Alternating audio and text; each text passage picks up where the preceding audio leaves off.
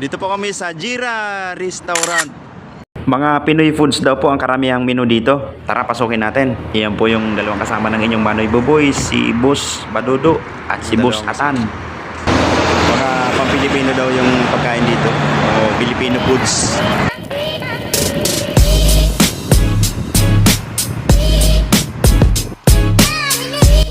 Dito na po kami sa Jira Restaurant. Ito na ang aming menu. So ayan, Jira Restaurant. Lahat ng pagkain na rito is Filipino food. Chicken Meron masala. medyo may kamahalan lang sa pero okay lang. Fried calamaris, 35. Garlic Beef nilaga. shrimp.